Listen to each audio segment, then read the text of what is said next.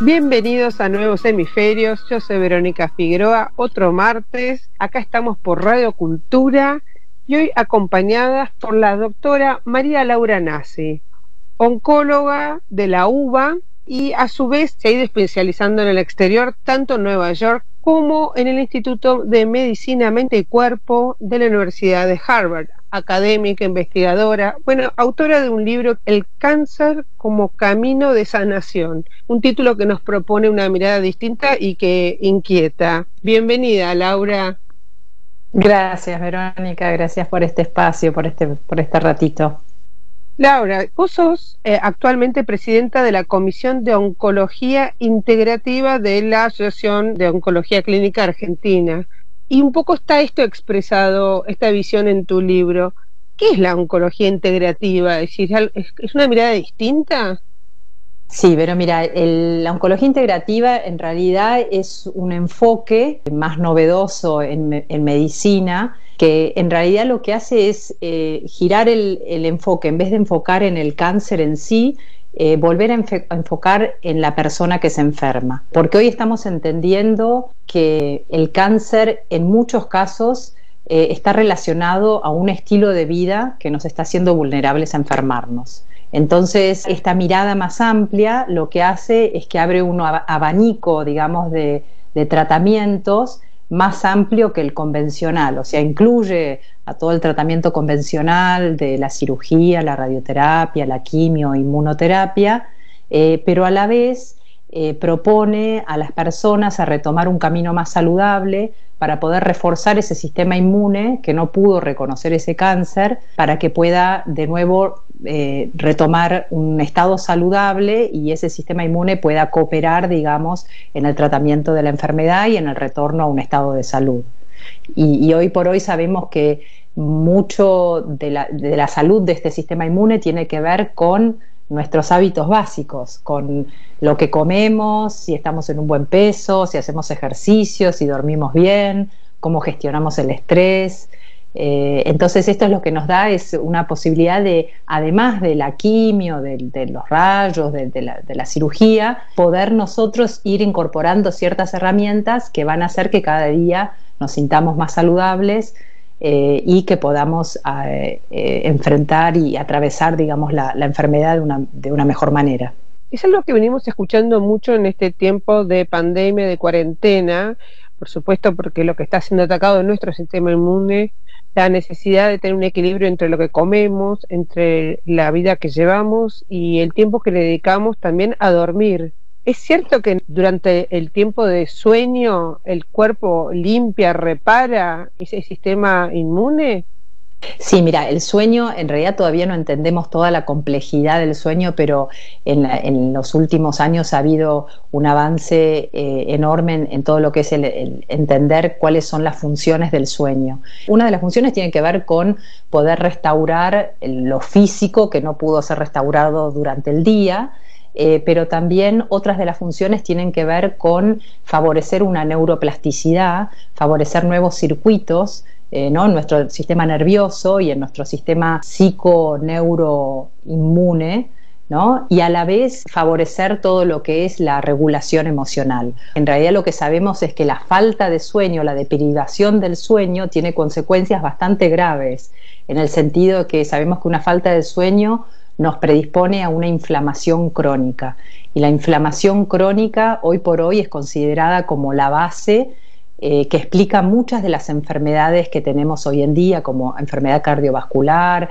el cáncer, pero también, por ejemplo, enfermedades neurodegenerativas, el Alzheimer. Entonces, la falta de sueño nos predispone a un terreno de estas enfermedades crónicas no transmisibles. Pero a la vez, bueno, es muy interesante porque lo que trajo el COVID nos da la oportunidad de darnos cuenta, de empezar a realmente tomar conciencia cómo vamos a atravesar un contagio de COVID. Va a depender de cómo está ese terreno en donde cae ese COVID, ¿no? En donde nosotros nos podemos contagiar, pero si tenemos un estado saludable, tenemos más chances de que pasemos esa infección del COVID de una manera asintomática o con una infección muy leve. En cambio, lo que hemos aprendido es que si ese COVID cae, digamos, si ese virus cae en un terreno inflamado, entonces hay más posibilidades de que esa persona atraviese una enfermedad mucho más virulenta por ese SARS-CoV-2. Y esto es lo mismo que vemos en el cáncer. Una persona que tiene un estado saludable es posible que se recupere mucho mejor de un cáncer incipiente que una persona que además tiene otras comorbilidades, o que tiene obesidad, o que tiene problemas de alimentación, tiene problemas de la pared intestinal con todo lo que eso conlleva, o que además está durmiendo mal, que no está haciendo ejercicio y que está estresada crónicamente. En la vida que estábamos llevando antes de este freno, de esta pausa impuesta, hacía que viviéramos con muy poco tiempo y fuéramos mucho lo envasado a lo que tiene conservantes para ganar tiempo, y para ganar tiempo perdíamos tiempo vital propio, ¿no? Totalmente, sí. Sí, es así. La industrialización de la alimentación hizo que justamente estemos comiendo más comidas, como vos decís, en paquetes, lo que se conoce como ultraprocesados. Si uno lee las etiquetas, además de los alimentos, en cada paquete, en cada lata, hay un montón de conservantes, ¿no?, de aditivos químicos que sirven diferentes propósitos, ya sea para conservar mejor el alimento, o para darle más gusto, o para hacerlo más atractivo, o para hacerlo más adictivo. Y todos esos aditivos químicos son una sobrecarga a nuestro sistema inmune también. Y, a ver, lo que está bueno empezar a entender que el sistema digestivo no es solo un sistema digestivo. En realidad, lo que llamamos sistema digestivo es como nuestro segundo cerebro en el abdomen. De hecho, se lo ha llamado el segundo cerebro, ¿no? Porque ese sistema digestivo, además de digerir y absorber los alimentos, tiene funciones inmunes muy importantes. El órgano, hoy se considera que el órgano más grande del sistema inmune está justamente en la pared intestinal, en lo que son las placas de Peyer, que son como las amígdalas que están alrededor de la garganta. Bueno, de igual forma hay como unas placas recubriendo, digamos, el intestino. O sea que de acuerdo a lo que comemos vamos a estar afectando ese sistema inmune y dando la señal para cómo va a funcionar ese sistema inmune en el resto del cuerpo. Pero además el sistema digestivo tiene funciones, por ejemplo, endocrinas, de producción de ciertas hormonas. Vos sabés que la hormona, la llamada hormona de la felicidad, la serotonina, la mayor producción se hace en el intestino y no, o en este sistema, digamos, en este segundo cerebro, que es ese entramado entre el intestino, el sistema nervioso que rodea el intestino, el sistema inmune, todo ese complejo, esa computadora compleja que tenemos ahí en el abdomen. Entonces esta hormona se produce más en este segundo cerebro y no en el cerebro de arriba. O sea que también tienen funciones de modulación de nuestro ánimo muy importantes. Y obviamente que según cómo comamos, pero también según cómo gestionemos el estrés, según si hagamos ejercicio o no, vamos a estar afectando a ese segundo cerebro y vamos a estar afectando también, por ejemplo, la modulación de nuestro ánimo. Y tiene varias otras funciones. Según lo que comamos, también vamos a favorecer o no la mejor función del hígado o del riñón, que son indispensables para metabolizar y también para desintoxicarnos, por ejemplo, cuando estamos tomando ciertos medicamentos. Bueno, en el tema de oncología es muy importante mantener los filtros, digamos, del hígado y del riñón bien saludables para poder eliminar todos los desechos tóxicos de la quimioterapia, por ejemplo. Así que el sistema digestivo es más que un sistema digestivo, es un sistema que tiene múltiples funciones y muy importantes, y la alimentación la podríamos pensar hasta como cada vez que nos alimentamos es como que estamos introduciendo cierto tipo de información a esa computadora del abdomen. Entonces es importante empezar a pensar en la alimentación no solo como nutrición, sino como realmente activador o no de nuestro sistema inmune, de nuestro ánimo, de nuestros sistemas de desintoxicación. Es bastante más complejo. Y la performance de un auto no es lo mismo si le pongo nafta común que de nafta sin plomo, ¿no? Totalmente. Empecemos por ahí, tal cual. O si los carburadores están limpios o no, sí. Voy a llevar algo que vos dijiste recién. Tomaste este tema de un cáncer tomado a tiempo y la respuesta va a ser distinta. Estamos en el mes de octubre, que es un mes muy importante en general, pero digo, para las mujeres por toda la campaña del listón rosa y de la prevención del cáncer de mama. Hacer estos chequeos, tomar conciencia, enfrentar preventivamente al cáncer, ¿es una estrategia que está dando resultado o nos quedamos solamente en la campaña de octubre y después se olvida el resto del año? La concientización y la detección temprana ha traído avances muy importantes en oncología. Si miramos cómo era el curso de la enfermedad hace 20 años, y estoy hablando del cáncer en general, pero del cáncer en mama en particular, es muy diferente a cómo lo cursa una mujer hoy, donde sabemos que más del 50% de los cánceres recién diagnosticados y en cáncer de mama puede llegar hasta cifras mucho más altas, son curables. O sea que sí, la detección temprana es súper importante. Y yo creo que todas estas campañas de concientización y de una forma muy fácil, ¿no?, con esto de la imagen del lazo rosa, que después se fue multiplicando en lazos de otros colores, hace que de una manera muy simple uno enseguida haga el enlace a pensar cáncer de mama, screening, ¿no?, detección temprana, y yo creo que eso ha ayudado mucho en avanzar lo que es el pronóstico, digamos, en el cáncer de mama. Pero desde esta mirada integrativa que saca el foco de la mama, digamos, y lo pone en la persona, lo que estamos entendiendo, y ya lo estableció la Organización Mundial de la Salud, es que si viviéramos más saludablemente, podríamos prevenir 1 de cada 2 cánceres. El 50%, es enorme.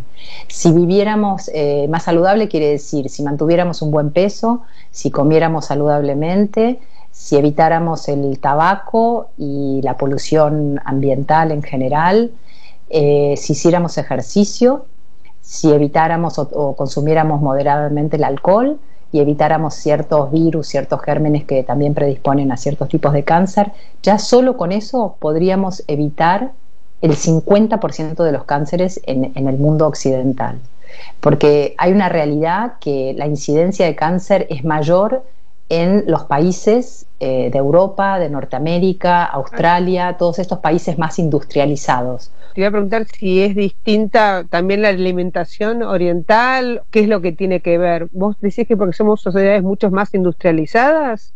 Sí, en general hoy se considera que el cáncer es multifactorial, no es solo por la alimentación o solo por los contaminantes, sino se considera que es esta vida de mucho más exposición a agentes cancerígenos, como pueden ser los que vienen por todos los químicos o pesticidas, etcétera, que vienen por la comida, pero también por los desechos de las industrias, porque estamos más expuestos a radiación, a ciertas radiaciones ultravioletas del sol, por los agujeros de ozono. Entonces, en esto, bueno, eso es para todo el planeta, pero digamos, el estilo de vida occidental hace que estemos mucho más expuestos a agentes cancerígenos, incluso a algunos agentes que vienen en algunos oficios, como en las peluquerías o en ciertos artesanos que trabajan, por ejemplo, el vidrio, la madera. Entonces estamos mucho más expuestos, pero a la vez estamos viviendo una vida de mucho más estrés crónico que hace que nuestro sistema inmune no pueda hacer frente a todos esos químicos que recibe. ¿Se entiende? Entonces es ese combo. Claro, no es solo lo que recibís, sino lo que no podés eliminar. Claro, no es solo a lo que estamos, digamos, todo ese bombardeo de químicos y radiaciones, sino que además es al mismo tiempo un sistema inmune o que está distraído con otras cosas o que está no pudiendo dar una respuesta adecuada, y básicamente es un sistema inmune que está dando una respuesta más, lo que se llama inflamatoria, que hace que no pueda hacerle frente a esas células mutadas, esas células que se transformaron en células cancerosas, y entonces da vía libre para que esas células cancerosas sigan, digamos, creciendo. O sea, el sistema inmune tiene como diferentes formas de dar diferentes tipos de respuesta, pero ante una situación de estrés crónico, y estoy hablando de un estrés crónico por el estilo de vida que vivimos, por ejemplo, en las grandes ciudades, pero además de eso, además de una agenda súper apretada, le agregamos la falta de soporte social, porque nos vamos a vivir lejos de la familia. Además de eso le agregamos no solo todos los estresores que vienen de afuera, pero también todos los estresores internos, ¿no? Que tienen que ver con la autoexigencia, con el perfeccionismo, con la falta de, digamos, con la falta de satisfacción, con el no compensar, digamos, con estados de ánimo, de gratitud, de celebración, digo, esa forma de pensar que digamos que tenemos también en Occidente, por eso digo Occidente, ¿no? Porque es un estilo de vida que está muy dirigido, muy enfocado en el producir, en el casi como si fuésemos eslabones en una cadena de producción, ¿no? Y ahí sí hay una gran diferencia con otros lugares en Oriente, donde el leitmotiv, la forma de vivir, está mucho más orientada al cultivo del ser y no del hacer, ¿no? Y esto estoy hablando en general, porque obviamente en las grandes metrópolis en Oriente también ahora se están empezando a asemejar a una vida más occidental en ese sentido, ¿no? Vamos a hacer un pequeño corte musical y cuando volvemos vamos a tratar de mirar qué cosas distintas puede haber en Oriente que no son tan difundidas en Occidente. Y estamos de vuelta en Nuevos Hemisferios con la doctora María Laura Nasi, especialista en oncología integrativa. Y estamos hablando, antes de ir al corte, la diferencia entre Oriente y Occidente. Pensamos en el budismo, pensamos en la meditación oriental. Y Laura, yo te preguntaba, ¿sería esa capacidad de pausar y de meditar un valor distinto que ellos tienen y que nosotros debemos incorporar? Mira, ya está bien establecido en estudios científicos que demuestran el valor de estas prácticas como la meditación, el yoga, el qigong, los ejercicios de respiración, que lo que hacen, yo en general lo explico como es como apretar ese freno interno. Viste que estamos todo el día corriendo, apretando el acelerador. Tengo que hacer esto, tengo que cumplir con esto, tengo que llegar, el tengo que, ¿no? El hacer nos lleva a apretar ese acelerador interno. Y necesitamos volver a un equilibrio apretando el freno la misma cantidad de veces, diríamos, ¿no? Entonces, en Occidente estamos más acostumbrados a hacer, descansar, ¿no? Y en Oriente ellos ya tienen inculcados esto de hacer, descansar, o sea que incluyen en el día a día muchos más momentos de apretar ese freno, de inducir esa respuesta de relajación. Y esto no es algo, digamos así, que bueno, que es para sentirnos bien. A ver, además de sentirnos bien, cada vez que apretamos ese freno, cada vez que hacemos una meditación, un ejercicio de respiración, un rato de yoga, estamos cambiando la química interna. En vez de química del estrés, que es la que producimos cuando apretamos el acelerador, estamos induciendo todo lo que es la química de la relajación. Y la química de la relajación le va a decir al resto del cuerpo, inclusive al sistema inmune, estamos tranquilos, hacé tu trabajo como lo tengas que hacer, porque estamos en paz. Es muy interesante esto que estás diciendo. ¿Qué libera nuestro cuerpo cuando entra en esta situación de química positiva, digamos? Mira, te voy a hacer la contraposición. A ver, cuando apretamos el acelerador, en general liberamos cortisol, adrenalina, noradrenalina. Es una química que nos lleva a la acción, ¿no? Porque en realidad es una respuesta que es súper adaptada cuando necesitamos hacer algo, ¿no? Salir a la acción, responder a una demanda. Entonces, al apretar ese freno, no solo se deja de liberar ese cortisol, esa adrenalina, noradrenalina en cantidades excesivas, sino que liberamos, por ejemplo, serotonina, que es la que esta hormona de la felicidad de la que hablábamos, o oxitocina, que nos da esa capacidad de empatía, de conectar con el otro, de buscar ayuda en ese soporte social, porque eso es como una respuesta más adaptada, más evolucionada ante un estrés.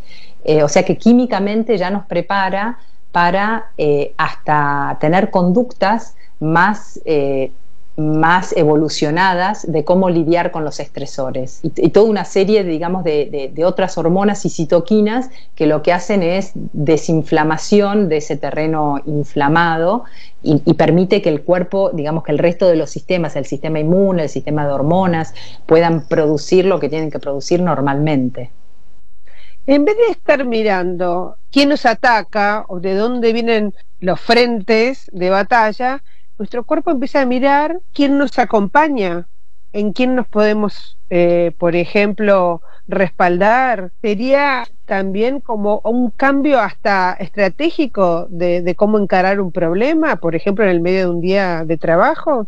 El estrés no es bueno ni malo, pero lo que no es bueno es estar respondiendo como que nuestra única respuesta sea una respuesta de estrés, ¿no? Claro. De la acción, porque justamente las hormonas del estrés lo que van a hacer es te van a hacer que vos puedas enfocar en el problema y que puedas ir con toda tu potencia a atacar ese problema en ese momento. A ver, si yo estoy cruzando la calle y estoy distraída y alguien me toca bocina, yo adentro mío, enseguida, instantáneamente, sin pensarlo, aprieto ese acelerador, desencadeno esa respuesta de estrés y puedo tomar una reacción rápida para o tirarme para atrás y que no me pise el auto o terminar de cruzar la calle y salvarme, ¿no?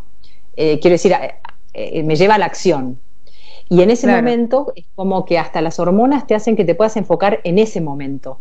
Sin pensar, es como que bloquea la entrada de otros pensamientos, nada, para que vos te puedas enfocar en ese momento y solucionar el problema, ¿sí? En cambio, la química del bienestar, de la relajación, lo que va a hacer es que te va a abrir todo un abanico de otras posibilidades, entre las que están el de buscar ayuda, al mirar diferentes perspectivas de una misma situación, me dan la posibilidad de abrir el abanico de posibilidades de respuesta diferentes que complementan la mía, que me hacen entender el problema de otra manera, y eso sí te lo da la meditación, la práctica de alguna de estas prácticas de relajación. Hay estudios que demuestran cómo la práctica diaria de meditación te permite una visión más amplia y una mejor toma de decisiones. Todo esto tiene investigación y un sustento clínico y científico detrás. Se ha ido investigando a lo largo del tiempo y confirmando estas prácticas ancestrales, cómo impactaban en nuestro cuerpo. Sí, totalmente. A ver, la oncología integrativa se basa justamente en todo lo que es el avance de la psiconeuroinmunoendocrinología, que es una nueva mirada en medicina que con sustento científico, con estudios, ensayos de laboratorio y clínicos que demuestran esto que te estoy comentando. Y también la oncología integrativa incluye, bueno, los avances de las neurociencias y de otras, de otras miradas y de otras prácticas. Esto que vos decías, ¿qué es lo que hay diferente en Occidente y en Oriente, ¿no? Y sí, el estilo de vida, no solo de incluir estas prácticas en el día a día. Si uno viaja por India o por China y vos ves que la práctica de meditar, de terminar el día haciendo tai chi en la plaza, de pasar durante el día algún ratito al templo y poder ir y rezar un rato, son todos momentos de apretar ese freno, ¿no? Más allá del valor espiritual que pueda tener, por ejemplo, ir al templo. Pero son todos momentos que buscan para equilibrarse antes del nuevo desafío del día, ¿no? Yo a veces lo explico con esto del jugador de tenis. Cuando era chica iba al profesor de tenis, te decía, bueno, pegale de derecha, volvé al centro, pegale de revés, volvé al centro. Siempre era volver al centro para de nuevo rearmarme y estar lista para el próximo golpe. Y esto es un poco como viven más históricamente en Oriente, ¿no? De esto de hacer y descansar, volver al centro, hacer y volver al centro. Y esto es algo que en Occidente no aprendemos comúnmente, ¿no? Que lo tenemos como un lujo, esto de volver al centro. ¿Cómo me voy a tomar un ratito de relax en el medio del día, ¿no? lo tenemos subestimado, el valor que puede tener eso. Y nosotros en nuestro interior, y Latinoamérica en general, tiene el valor de la siesta, y hoy se empieza a rescatar, no te digo una siesta de 4 horas, pero esta capacidad de almorzar y poder descansar un ratito, del desconectar para volver y hacer horario partido. ¿Es algo que tenemos que empezar a aprender? Mira, si el valor de la siesta está reconocido, hay hasta algún estudio que lo ha estudiado científicamente. Si estamos hablando de siestas cortas, ¿no? De menos de 1 hora, y a veces no necesita ser una siesta, sino simplemente un momento de meditación profunda. Hay ciertos tipos de meditación, como puede ser un yoga nidra, que te llevan a estados de relajación muy profundos, que son tan restaurativos como el sueño. Así que puede ser algo así también. Yo nunca, trato de no usar el tenemos que, ¿no? Porque no hay una fórmula mágica para todos. Cada uno busque qué es lo que es bueno para sí mismo, ¿no? Entonces, a algunas personas les puede funcionar esto de la siesta y bienvenido sea. A algunas personas les funcionará meditar. A algunas personas le funcionará ir a sentarse en el banco de una plaza y quedarse unos minutitos escuchando los pajaritos y sintiendo el aire, la brisa del aire sobre la piel, que es una forma de hacer mindfulness en la mitad del día, en la vida cotidiana. Cada uno puede buscar su forma y es fantástico, porque hay muchas formas de inducir esa relajación interna, como que hay para todos los gustos, ¿no? Entonces hay personas que el hecho de intentar meditar las pone más ansiosas, entonces para ellos hay meditaciones más en movimiento, ¿no? Como puede ser el tai chi, el qigong, o algunas otras prácticas que son más de meditación en movimiento. Entonces, de nuevo, como que está bueno que cada uno busque 1 o 2 espacios en el día donde pueda ir a ese momento de relajación, de la manera que le guste, que pueda sostenerlo en el tiempo y que le haga bien. Es cierto que mucha gente se pone nerviosa al meditar o en los primeros intentos, ¿no? Porque es muy fácil irse con el primer pajarito que escuchás, con un portazo. Esto es algo que uno va como en el gimnasio, que te dicen, bueno, primero haces 10 ejercicios, después haces 15, después 20, hasta poder tener un ritmo donde ya puedas ir escalando. Sí, mira, es un entrenamiento mental y es la creación de un nuevo hábito. Y todos sabemos que los hábitos se crean a través de repetirlos y repetirlos. A ver, cuando éramos chiquitos y nuestros padres o quienes nos cuidaban nos decían, andá a lavarte los dientes, y que no nos gustaba lavarnos los dientes, pero de tanto repetirlo, lo hemos hecho un hábito, lo hacemos sin pensarlo y además nos sentimos mal si no lo hacemos. No, mal digo que desagradable, ¿no? Entonces la creación de nuevos hábitos lo que necesita es la creación de nuevos circuitos neuronales, o sea, nuevos caminitos dentro del cerebro, ¿no? Y esto es como cuando estás haciendo un nuevo camino en un lugar donde no había caminos. ¿Cómo se marca el camino? Bueno, lo marcás, pero después volvés a pasar y volvés a pasar y volvés a pasar hasta que queda la huella bien marcada, ¿no? Y esto es lo mismo, medito hoy. Y así como cuando nos lavamos los dientes, no importa si te sale bien o te sale mal, si te distrajiste 3 veces o estuviste pensando en cualquier otra cosa, no importa, mañana te va a salir mejor, lo vuelves a hacer mañana, lo vuelves a hacer pasado, así, y vas repitiendo hasta que que te empieza a salir automáticamente, que te empieza a salir solo, como que ya es más fácil. Es el caminito, digamos, neurocientíficamente es la creación de nuevos circuitos neuronales. ¿Qué valor tiene la música para enfrentar enfermedades que nos ponen al límite? Mira, la música tiene muchísimos beneficios. De hecho, hay estudios de musicoterapia en pacientes oncológicos, en personas que están atravesando un cáncer, en personas que están así con una enfermedad avanzada, ya sea cáncer o no.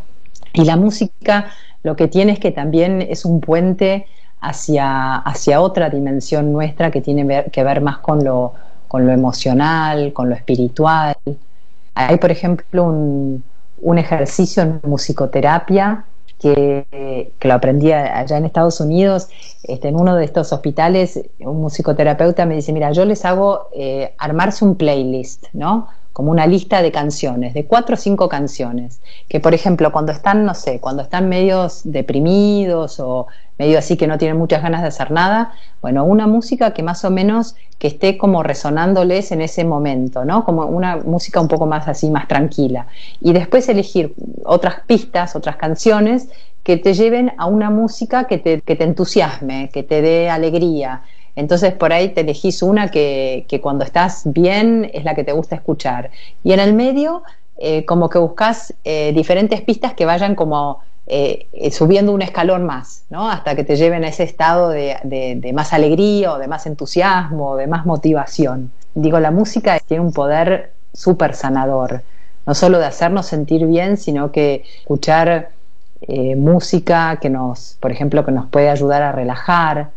O incluso, te voy a contar, ahora hay todo un movimiento que tiene que ver con afinar los instrumentos en una afinación que es el 432. Porque por convención, desde el clavicordio, nuestros instrumentos están, el La central está afinado en 440. Y parece que a nosotros nos hace mejor ¿cómo se llama?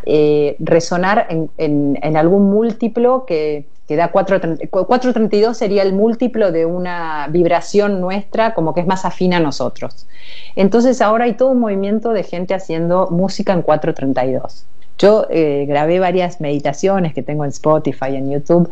Justamente trabajé con un músico argentino, Lucas Cervetti, que es un amor, es un sol, y está trabajando todo con esta música en 432, que ya la música de por sí te lleva a un estado de mayor armonización. Entonces ya sin hacer nada, la música te va como llevándote a ir integrándote, a ir armonizándote, como ir afinándote como si vos mismo fueses un instrumento musical. Y además si a eso le agregas una meditación guiada, un ejercicio que te va llevando a relajarte, a respirar, es como que potenciás, con la música potenciás mucho más el ejercicio. Hablando de música, vamos a hacer otro corte musical, vamos a relajarnos y cuando volvemos nos vas a contar de estos encuentros online. Bueno, estamos de vuelta en este último tramo con la doctora María Laura Nasi. Laura, vos saltaste a tener encuentros vía Instagram.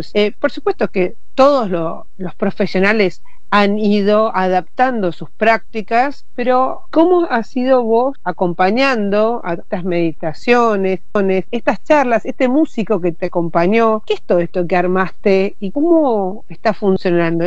Bueno, mira, yo desde el comienzo de la pandemia lo interpreté como que necesitábamos ir en busca de respuestas nuevas, digamos, o respuestas, sí, para un desafío nuevo. A ver, el tema de las consultas, yo ya hacía consultas por Zoom o por Skype porque hago consultas a gente que está, bueno, en otras provincias en Argentina o incluso de los países limítrofes, o he hecho consultas a pacientes que están en Inglaterra, en Estados Unidos, etcétera. O sea que para mí no era nuevo.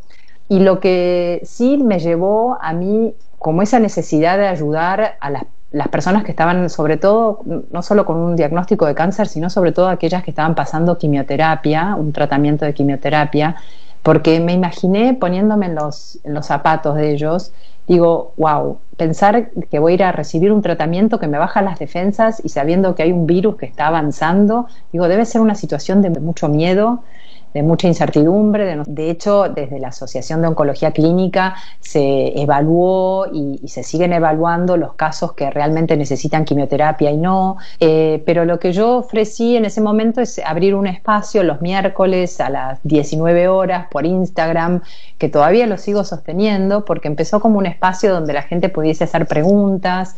En ese momento empezamos a entender que bueno, tomando ciertos recaudos en la alimentación, en seguir haciendo ejercicio, en sostener ciertas rutinas, en tomar ciertos suplementos vitamínicos, podíamos disminuir las chances de contagiarnos o de tener una enfermedad grave con el coronavirus. Entonces esos espacios estaban abiertos como para eso, para que la gente pudiese preguntar y pudiésemos dar, digamos, pudiese dar información sobre qué podían hacer en estos momentos de pandemia. Y después este espacio fue evolucionando y decidí también incorporar a otros profesionales que estén trabajando así con una mirada integrativa, no solo oncólogos, sino sobre todo psicólogos, o terapeutas, corporales o nutricionistas. Así que cada miércoles es un encuentro donde ahora últimamente charlamos de algún tema que puede ser interesante y útil, no solo dirigido a pacientes con cáncer, porque la verdad es que se unen muchas personas que quieren aprender a vivir más saludablemente. Y bueno, donde tenemos charlas y en general hacemos alguna meditación, algún ejercicio de relajación. Y bueno, el feedback, los comentarios que recibo es que la gente se queda muy contenta, y lo que veo también es que se arma como una red. Yo cada vez que abro el Instagram y la gente se va uniendo, es como, siempre me viene la visión como si son como...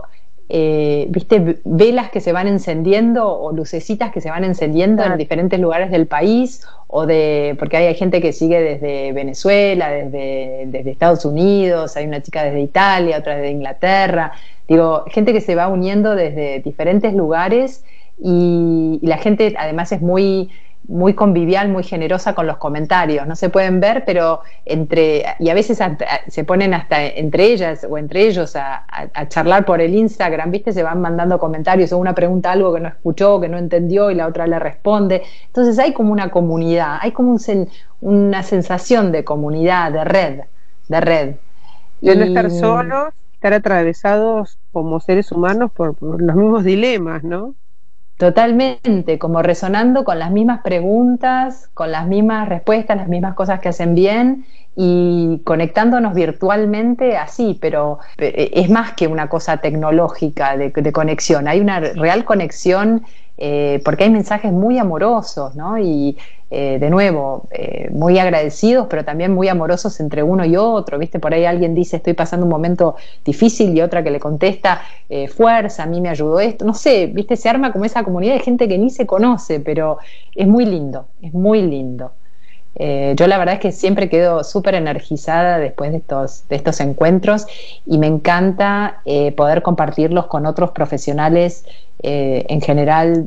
La gente que he invitado así son todos muy, muy humanos, ¿no? Y muy, muy amorosos también. Esta necesidad de estar conectados y de latir o ir sintiendo con otro que ya sabe por lo que vos estás atravesando, que no hay mucho que explicar también, ¿no? Hay una necesidad espiritual y social muy fuerte en esta mirada de mente, cuerpo y espíritu, ¿no?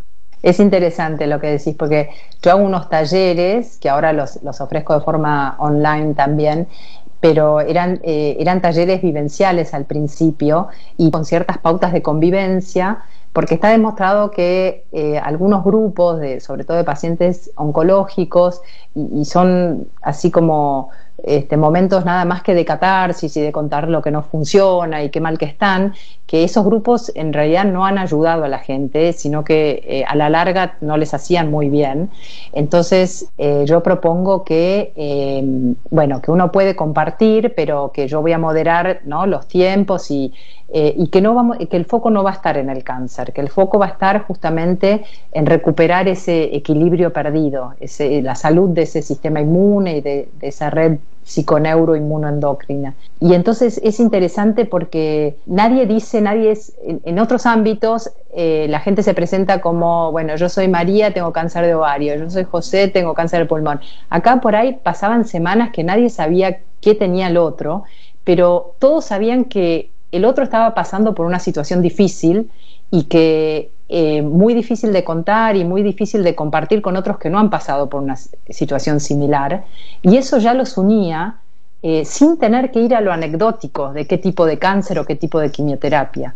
Y eso en el taller lo valoraron mucho, como que al final lo rescataron, ¿no? El poder conectarnos como personas y no como pacientes de tal o tal cosa, ¿no? Fue muy liberador en alguna forma, porque ya no se identificaban con el tipo de cáncer, sino que volvían a rescatar talentos propios, presentarse como lo que uno es como ser humano, ¿no? Y esto un poco lo aprendí en el Camino de Compostela, que ahí te cruzás con un montón de gente, el camino a Santiago, pero hablas de las ampollas. Si te salieron ampollas, estás caminando durante 5 semanas, no sé, 6 a 8 horas por día, y lo más preciado son tus pies para que no se te ampollen, y al final del día terminás hablando con gente de las ampollas. O sea, quiero decir que te juntás, o sea, ya no importa si el otro es un director de cine o de un banco, o si tiene dinero o no tiene dinero. Lo importante es lo humano. ¿Cómo estás? ¿Cómo te fue hoy? ¿Pudiste llegar? No, sí. ¿Cómo están las ampollas? Listo. No sé, fue como conectarse desde lo humano, sin importar el rango socioeconómico, ni la visión política, ni nada de cada uno, ¿no? Y te voy a llevar un poquito a tu vida, ya que nos abriste la ventana. Como buena periodista me voy a meter por esa hendidura que dejaste. Vos has hecho un parate, porque el Camino de Santiago, esta peregrinación en España, que como decís vos bien lleva un tiempo, es un momento donde hay que frenar con la carrera. Vos tuviste una carrera muy exitosa en Estados Unidos, en Europa, como investigadora, y volviste a la Argentina. ¿Qué te hizo ese clic para volver en un país donde todo el mundo se quiere ir? No lo tenía planeado, pero en un momento de mi vida me sentí como que había entrado en esa rueda del hámster, ¿viste? Del cochinillo de Indias, que da vueltas sin saber a qué está corriendo, hacia dónde está yendo. Yo estaba haciendo una vida muy dedicada a mi trabajo en Suiza, en investigación clínica, en una empresa, en un laboratorio, pero que yo estaba a cargo de todo un equipo de buscar nuevas drogas para desarrollar como drogas oncológicas, y me di cuenta que era una vida muy dedicada al trabajo, viajaba por todo el mundo, mujer multitasking, como nos habían dicho que era tan bueno ser. Y de pronto, 2 cosas: yo me quise quedar embarazada y no me pude quedar embarazada, y hacía todos los tratamientos médicos y no me podía quedar embarazada. Y en ese momento mi madre tuvo un problema de salud. Mi madre estaba acá en Argentina, y como que en el trabajo no me daban mucho tiempo de vacaciones como para poder ir a atender a mi madre. Y ahí es como que dije, basta, acá necesito parar y necesito ver qué es lo importante en mi vida. Estoy corriendo hacia no sé dónde, necesito parar y necesito reordenar las prioridades en mi vida. Pedí licencia en mi trabajo, eventualmente renuncié a mi trabajo, todos muy aterrorizados, pero Laura, ¿qué vas a hacer? Digo, no sé, necesito un año para dedicarme a reencontrarme y poner las prioridades de mi vida, y fue ahí cuando me fui a hacer el Camino de Santiago, que fue el primer, digamos, trayecto, y que me sirvió para reordenar mis pensamientos. Después me fui a la India porque quería ver cómo vivían personas con otra mentalidad, con otras creencias, y descubrí todo un mundo muy, muy diferente. Y volví a Argentina a visitar a mi familia sin pensar quedarme, pero no sabía mucho cómo iba a seguir. Y me reenamoré. Hay algo social, hay algo de una energía que corre socialmente acá que es muy fuerte. Que yo, habiendo vivido en Estados Unidos y en Suiza, 2 sociedades donde se plantea mucho más distancia, donde es más difícil llegar a una charla más íntima, no sé, me reenamoré de eso de nuevo, y también sentí como que este era un país como con gente donde, no sé, yo sentí como que era un lugar para crear cosas nuevas.